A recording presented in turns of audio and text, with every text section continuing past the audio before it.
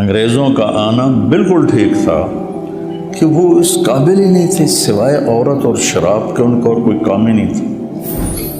یہ مسلمان راجوں کا حال تھا تو سکھ راجے، غیر ہندو راجے، ان کا کیا حال تھا؟ سب عورت کے پیچھے، شراب کے پیچھے، گانے بجانے کے پیچھے، بالکل نااہل، اتنے بے حس ہو چکے تھے مقامی لوگ۔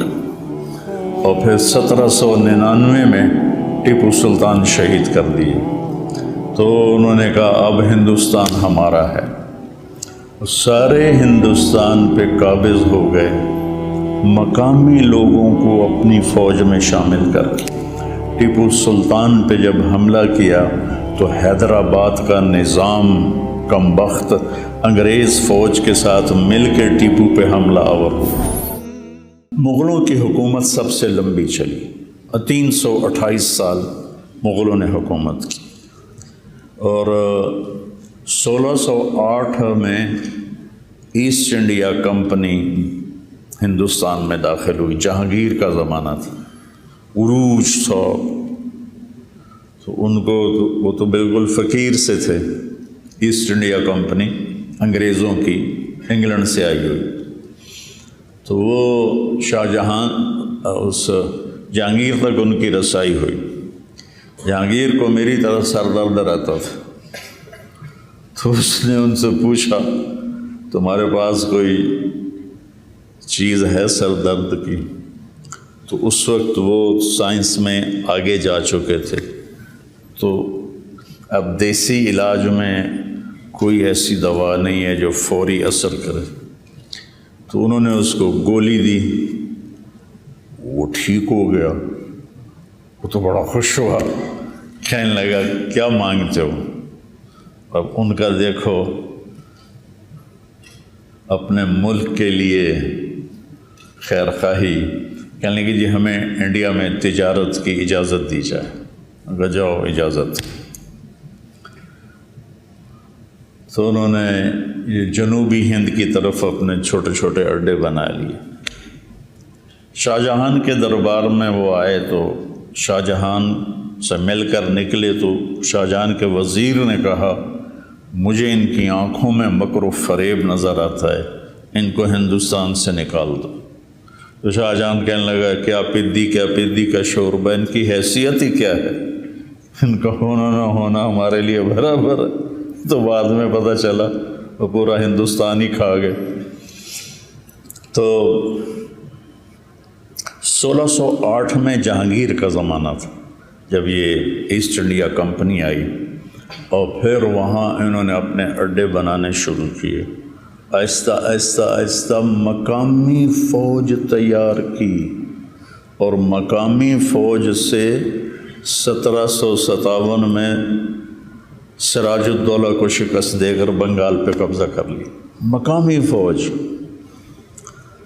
اتنے بے حس ہو چکے تھے مقامی لوگ، اور پھر 1799 میں ٹیپو سلطان شہید کر دیے تو انہوں نے کہا اب ہندوستان ہمارا ہے، سارے ہندوستان پہ قابض ہو گئے، مقامی لوگوں کو اپنی فوج میں شامل کر کے۔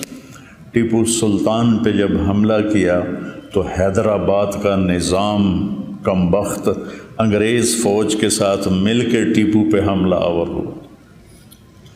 ایڈمبرا کا ایک سپاہی تھا جس نے ٹیپو سلطان کو آخری فائر کیا اور وہ شہید ہوئے۔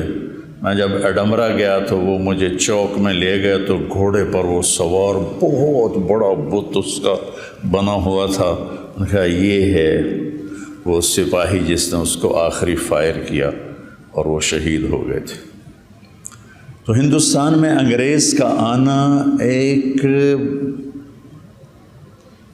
عجیب و غریب واقعہ ہے، لیکن کوئی اس میں دوسری رائے نہیں ہے کہ ہندوستان اس وقت بٹ چکا تھا اور راجے مہاراجے حکومت کے قابل نہیں تھے۔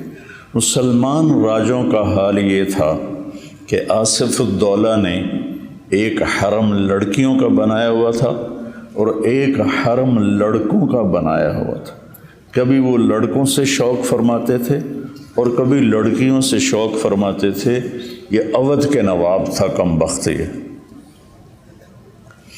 اور اس کا جو بیٹا تھا واجد علی شاہ، اس کی 550 بیویاں تھیں۔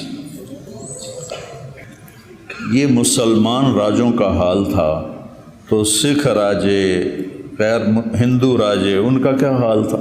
سب عورت کے پیچھے، شراب کے پیچھے، گانے بجانے کے پیچھے، بالکل نااہل۔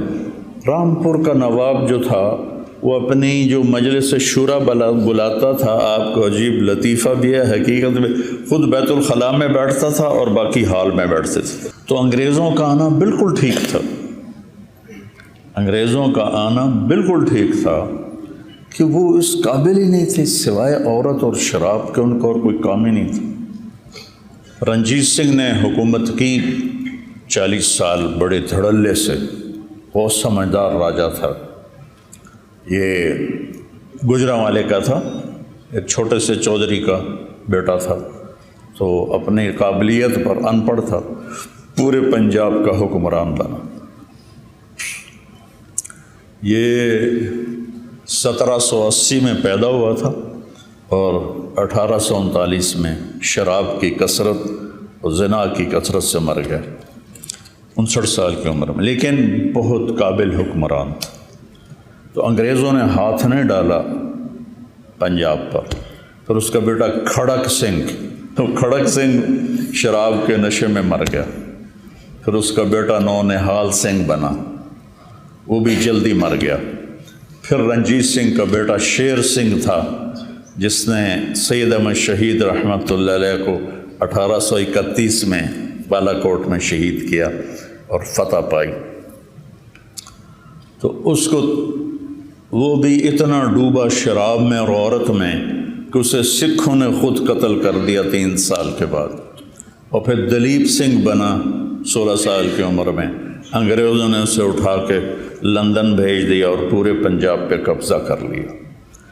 انہوں نے پھر ظلم بھی کیے، لیکن یہ ان نوابوں کی جو تھی بدماشیاں، ان کو ختم کیا، عام لوگوں کو ریلیف دیا، کتنے نظام بنائے انہوں نے، وہ ایک لمبی تاریخ ہے۔ لیکن پھر اللہ تعالیٰ نے فضل فرمایا کہ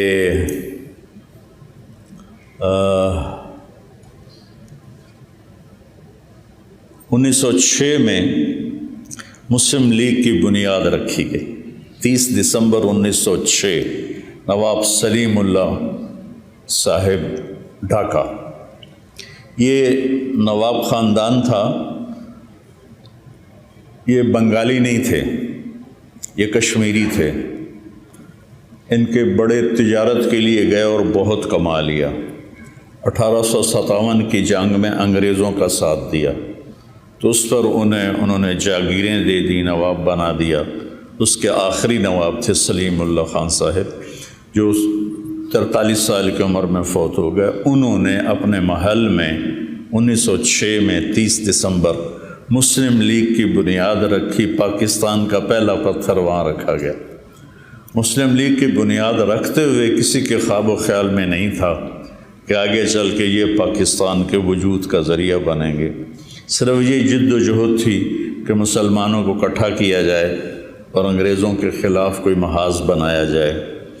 تو چلتے نواب سلیم اللہ جوانی میں فوت ہو گئے، نوابی ٹائٹل ختم ہو گیا۔